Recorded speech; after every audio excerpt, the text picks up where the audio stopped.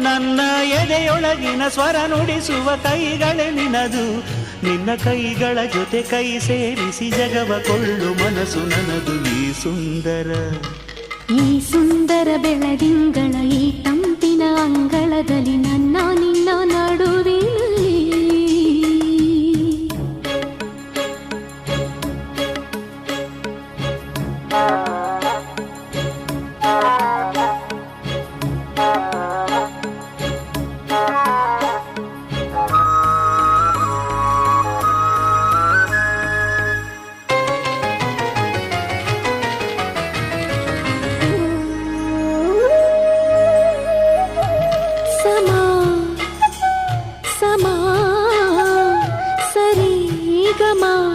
ಸಮಾಗಮ ಇಂಥ ವಿಸ್ಮಯ ಇದೆ ಮೊದಲು.